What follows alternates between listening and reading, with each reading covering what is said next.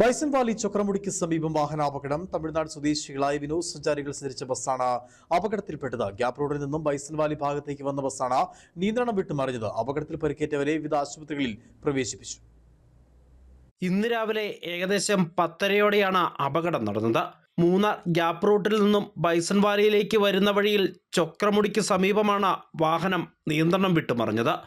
തമിഴ്നാട് തിരുച്ചി സ്വദേശികൾ സഞ്ചരിച്ചിരുന്ന വാഹനമാണ് അപകടത്തിൽപ്പെട്ടത്. അപകടത്തിൽ ഗുരുതരമായി പരിക്കേറ്റ 2 പേരെ പ്രാഥമിക ചികിത്സ നൽകിയ ശേഷം തമിഴ്നാട്ടിലേക്ക് കൊണ്ടുപോയി. അപകട സമയം വാഹനത്തിൽ 15ഓളം സഞ്ചാരികൾ ഉണ്ടായിരുന്നുവെന്നാണ് വിവരം. നിയന്ത്രണം നഷ്ടപ്പെട്ട വാഹനം റോഡിൽ തന്നെ തലകീഴായി മറിയുകയായിരുന്നു. നാട്ടുകാരും പോലീസും അഗ്നിശമന സേനാംഗങ്ങളും എത്തി രക്ഷാപ്രവർത്തനം നടത്തി. ഗ്യാപ് റോഡിൽ നിന്നും ബൈസൺ വാലിയിലേക്കുള്ള റോഡിൽ വാഹനാപകടം നിത്യ സംഭവമാണ്. ഇടുക്കി വിഷൻ, രാജകുമാരി.